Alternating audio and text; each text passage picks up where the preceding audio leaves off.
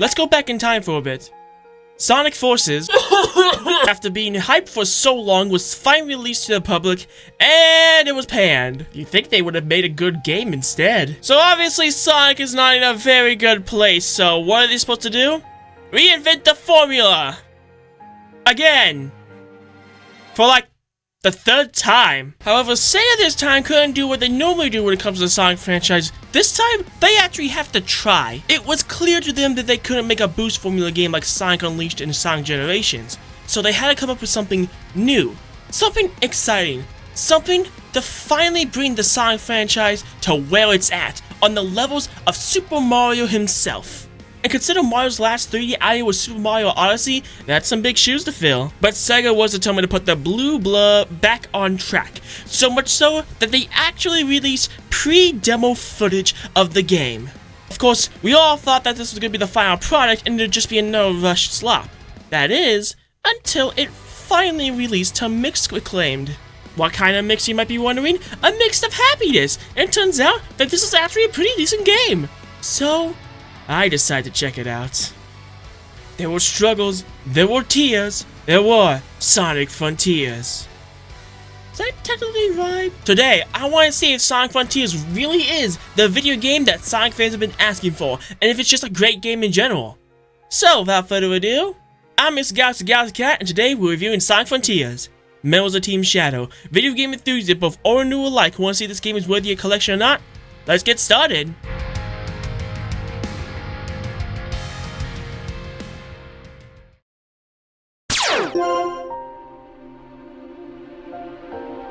The story of Sonic Frontiers is actually pretty ambitious for the Sonic franchise, and it goes as follows. Dr. Ivo Robotnik, aka Eggman, has found a mysterious monolith.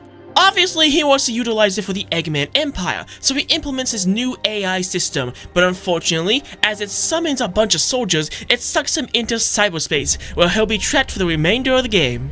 Wait, so Egg is not the main villain?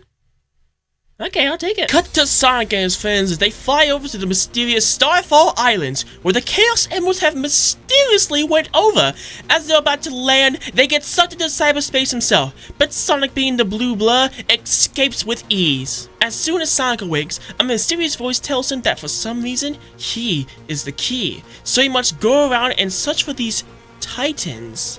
Whatever they are. We then find Amy in a mysterious bubble, so we free her, but absorb some cyber corruption in the process. It is then that we learn that Amy is not completely free. She's stuck in between cyberspace, unable to interact with anything. Now this will come bite us in the butt later, but for now let's continue with the story. We continue exploring the islands when all of a sudden we come across a mysterious figure named Sage, who tells us that they want us to leave now without giving more detail. But obviously we're Sonic the goddamn Hedgehog, so we say no, and so she summons what the fuck? I know this is considered normal for the Sonic franchise, but I'm still not used to this bullshit, I'm sorry. Obviously we lose, and so we're gonna need the Chaos Emeralds. How long has it been since Sonic thought about using the Chaos Emeralds? Where was this Sonic mindset when Egg took over the world? So after gathering 6 Chaos Emeralds, we head towards the Titan, which was actually reminds me of Shadow of the Colossus, a game franchise that I have not played yet. I should really play more games. Obtain the Fire Chaos Emerald, become Super Sonic, and effortlessly defeat the Titan, not before receiving a mysterious flashback. Excuse me, yes, why do you look like Chaos? And so, our path is set. We must go around from island to island to defeat the Titans, to free our friends, to save the world. That is, until the endgame approaches, where we find out that the mysterious voice talking to us is actually a creature known as the End. It turns out that these beings are known as the Ancients, and they ran away from their planet to escape from the End, finding Earth as their home. The Chaos Emerald being drawn in by the Master Emerald is how they got here. So, as one final hurrah when the end approaches once more, they decide to create these Titans, powered by the Chaos Emeralds, to kill it. And honestly, that is so cool! But unfortunately, the cyber corruption finally bites us in the ass, and we are dead. But the power of Friendship Ex Machina saves us! So we collect the Chaos Emeralds one final time, defeat Supreme, which is actually where the end is stored, as it flies off to regain form in outer space. We team up with Sage, defeat the end, and save the world. Not before she sacrifices herself for the sake of the planet. The story ends with Sonic and his friends returning home, while Eggman is left to grieve, not before hacking onto his PlayStation 5 account to find a backup copy of his own dear daughter.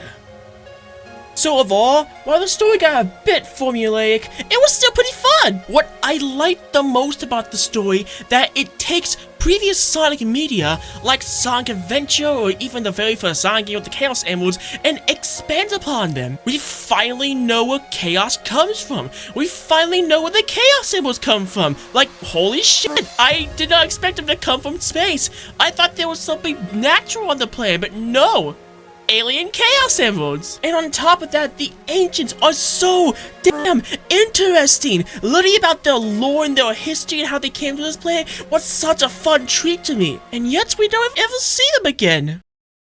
Or do we? There's a theory going around that the Ancients have reincarnated into something else. The only question being, what could Chao? The Ancients evolved into Chao, and Chaos is a mutated Chao taking the form of an Ancient. That's pretty cool! There's a couple of callbacks in this story as well, which can be forced sometimes, but I like the character development that they have so far, especially with Tails finally deciding to become more than just a sidekick. About frickin' time! My god, I hate his portrayal on Sonic Forces, and I don't even like the Sonic franchise. It's not perfect, and it does get fixed in the DLC story, which I will not mention in this review, but the next review. But overall, I'm gonna give this story a B rank. It was very entertaining from start to finish. Way better than Sonic Forces, mind you. And that's a theme running from this video.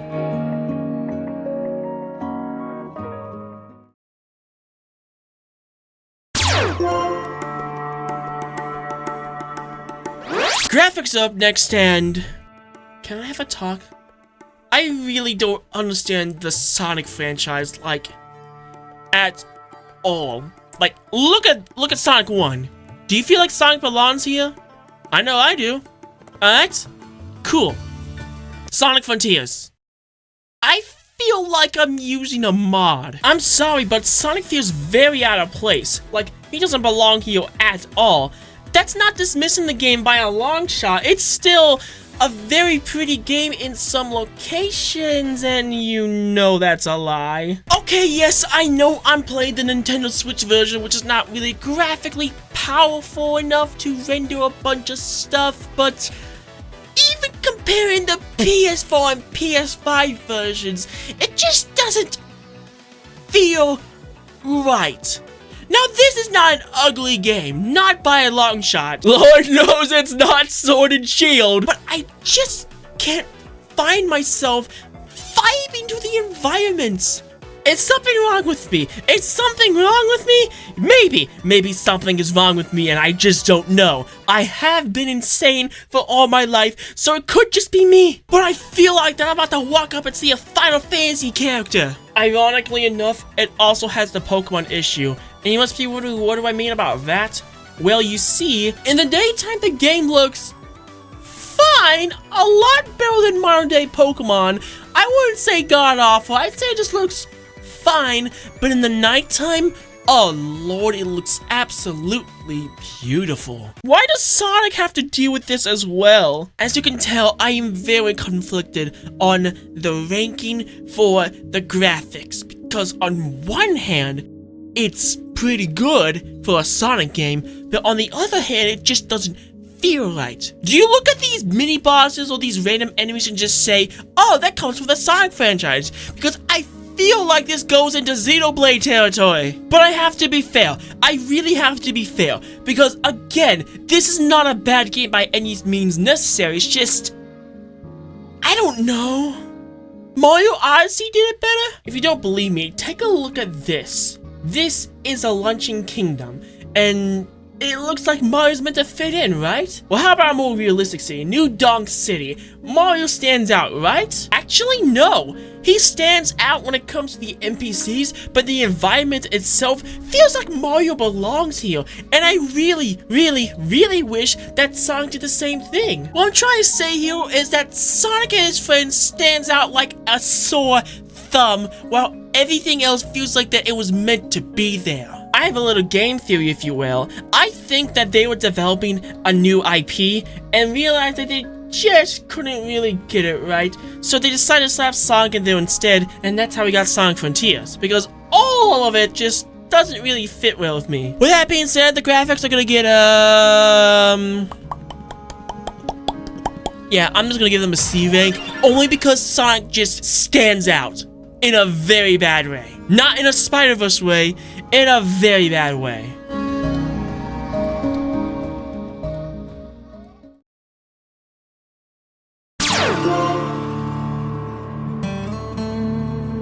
Content's up next, and there's more content in a Sonic game that doesn't take like an hour to beat? Are you serious? First off, let's talk about the very first thing you see when you finally get into the gameplay, which we'll talk about later. The cyberspace segments. There are about 30 cyberspace levels for you to complete, and a couple of missions inside of them for you to get Chaos Emerald Vault keys. We'll go in more detail about the cyberspace levels because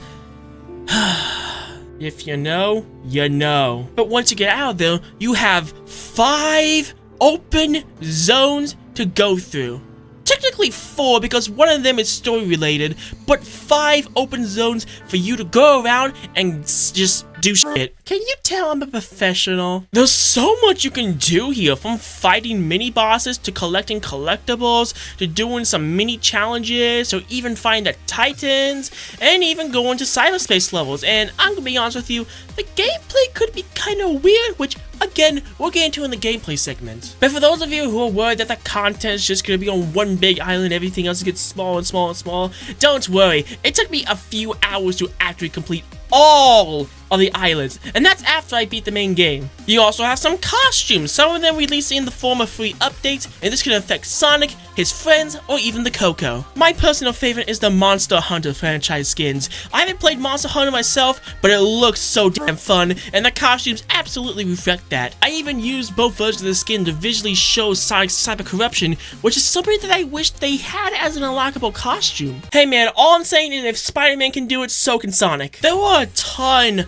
of bosses in Sonic Frontiers. Well, sort of. You know, mini bosses. Do they really count as bosses when you think about them? Some of them can range from easy as hell to somewhat challenging. I believe there are 5 style of bosses per world, so times that by 4 and you get like a ton of bosses. But you don't care about that. No. You want to see the real bosses. There are 5 bosses in Sonic Frontiers, and each one of them kicks ass with the exception of 2.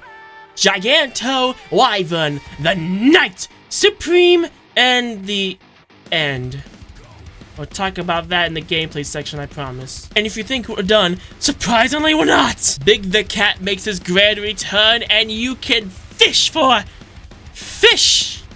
These are collectibles, apparently. You can collect these tokens or even get some from a little mini game that comes into Starfall Islands that not only revives the enemies Breath of the Wild style, but gives you like a shit ton of purple coins. You can then spend these coins in Big's fishing spot, which allows you to get different type of fish.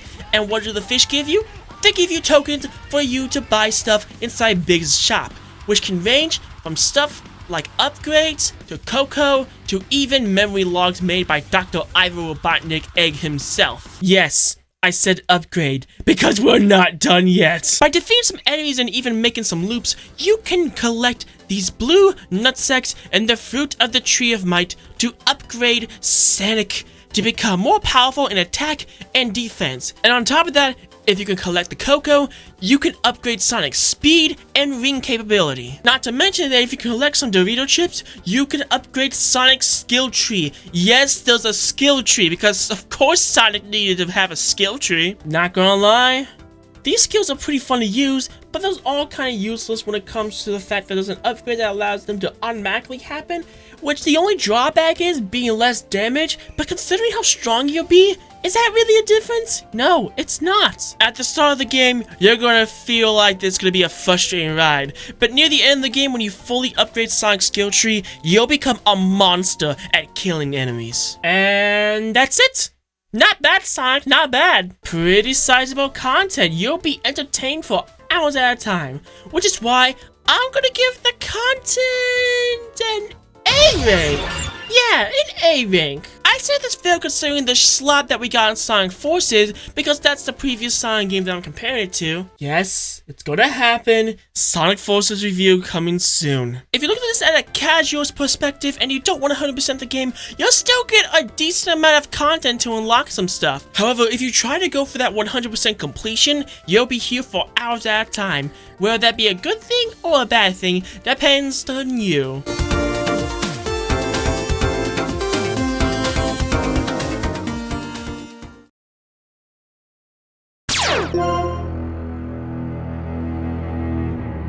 Next up is the bread and butter of all video games, the gameplay!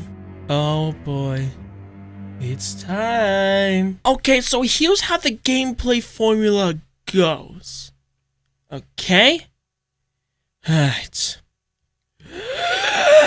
You go around and fight these bosses and collect time gears from Pokemon Mystery Dungeon. I know it's not really them because, you know, different IPs, but I swear, they kind of look like time gears from Pokemon Mystery Dungeon. What do you need these time gears for? Well, I'm glad you asked. You need them to open a portal in between dimensions to access the cyberspace levels. But what do you need these gears for? You need them to enter cyberspace, and once you enter cyberspace, you replay levels in the old Sonic games. And I'm gonna be honest with you, as a non-Sonic fan, these were not that bad. If you're a Sonic fan, oh, this is gonna piss you the hell off because they are literally ripped from generations in Sonic Forces. After completing the level, you can get a Vote Key, but hey, you can go back inside to complete more challenges so you can get more Vote Keys. But what do you need the Vote Keys for? That's right, the Chaos Emeralds. So you beat the mini bosses, get the gears, get the keys, and then you get the Chaos Emeralds, right? Except no. If you can collect the Purple Coins, you actually get more time gears and Chaos Emerald Vote Keys from Big himself. Except no. Because sometimes whenever you're trying to do the side loop thing, you can just, like, get them out of nowhere. But that's not all. You also need to collect your friend tokens so you can free your friends. And guess what? There's like a million of them on the plans. And good luck collecting that. Except no, because you can also get the side loop thing.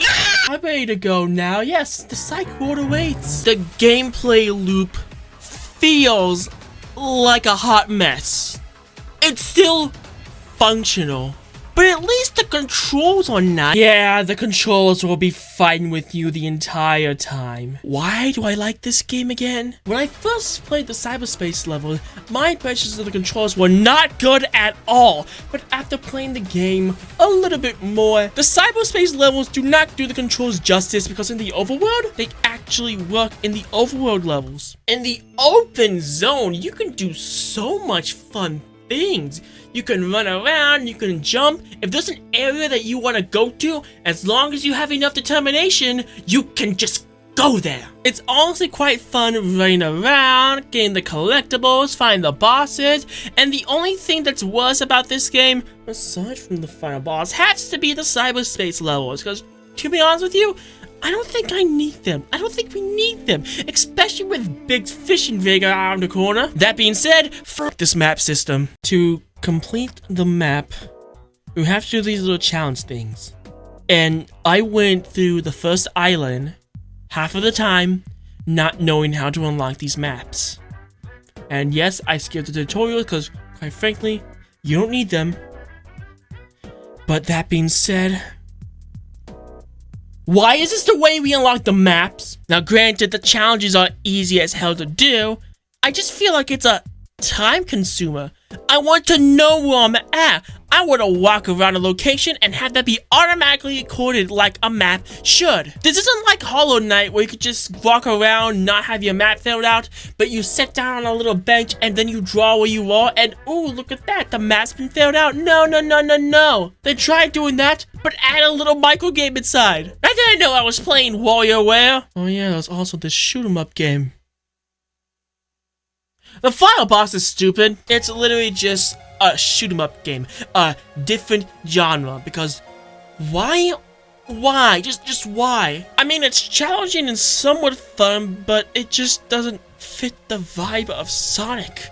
And you must be wondering, what am I talking about here? I think it's time we talk about the best part about this game. When you collect the Chaos Emerald, you can play as Super Sonic. And the bosses in this game? The bosses. Oh my swells! Except for you.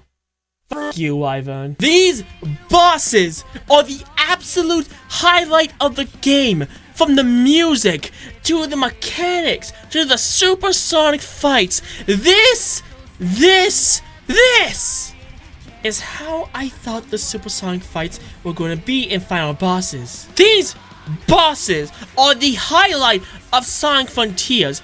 My entire life when I was a little bebe cat, I thought this is how the supersonic fights were, only to be disappointed because it's just so boring. But with these fights, oh hell yeah! Sonic takes the pizza tower approach when you take no damage. So why is that exciting then? You're on a time limit to beat the boss, and if you run out of rings, game over. Start the whole boss over again. These bosses force you to use the mechanics that you learn throughout your entire journey and implement them in a perfect way. And I'm gonna be honest with you, it is just so much fun.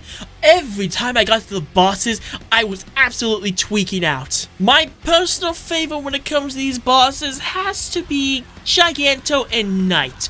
Knight's a little bit of a tricky fucker because I had no idea what I was doing, but stick around when I was trying to get an S rank off screen. It was pretty easy and pretty fun and pretty rewarding. Except for you.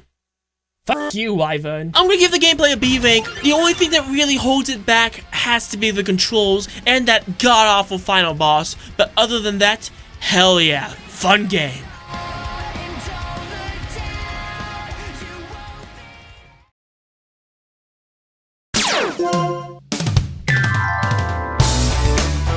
Finally, we come to the thing that accompanies all video games. The music.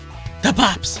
The things you listen to as you break through it! Not yet! Sonic takes a different approach when it comes to its music. Whenever you're not fighting bosses and stuff, it takes the Breath of the Wild approach and has a nice good old theme.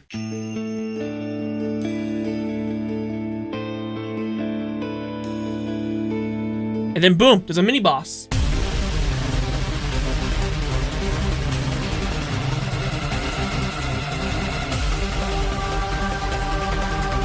There's also the cyberspace levels.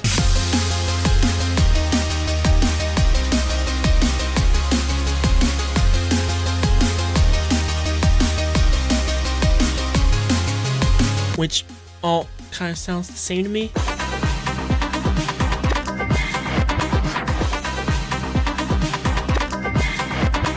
And then there's those themes.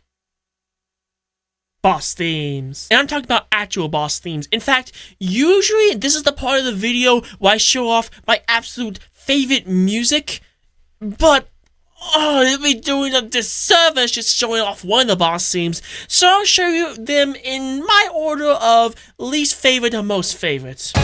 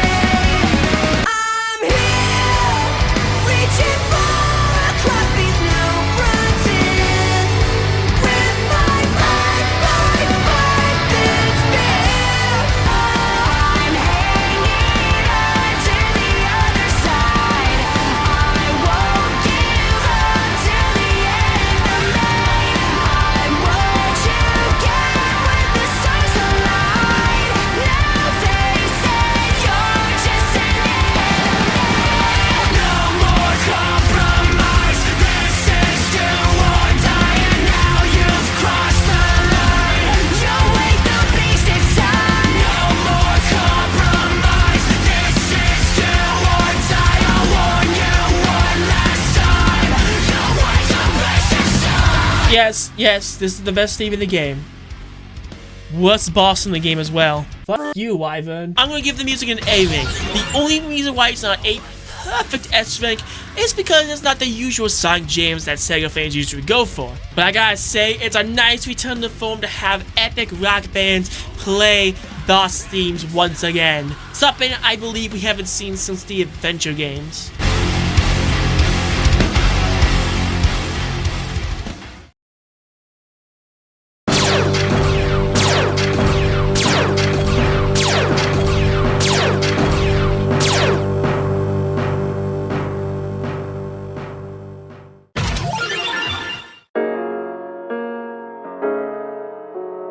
Well, Sonic, it took you a long time, but you're finally back at your old position. Woo! I'm not gonna sugarcoat it.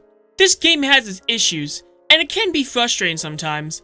But the amount of content in here, the amount of passion thrown into this project, while it's not fully finished, even with the DLCs being released, Sonic Frontiers is still a top-tier Sonic game. Now, is it better than Sonic Unleashed, Sonic Generations, Sonic Adventure 2?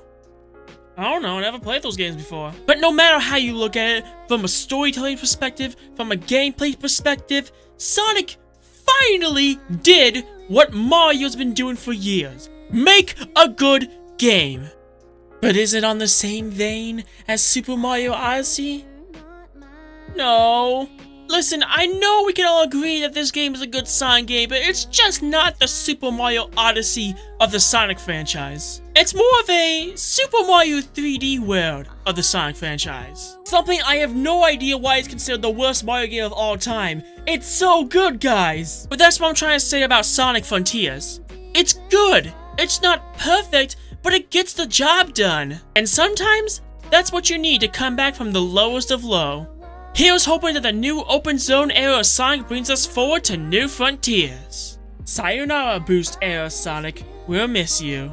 I'm Mr. Gaz Cat, and this is my review of Sonic Frontiers. Do you agree with my opinion, or do you disagree? Let me know in the comments down below. Next time it'll either be Super Mario Bros. Wonder or Spider-Man PS4 Remastered. Or maybe even Pizza Tower. I gotta do Pizza Tower. Whatever I review next, peace out, members of Team Shadow. Please never stay catty. Live life your own way. Stay safe during these trying times, and I'll see you all in the castle. Until next time, adieu, everybody.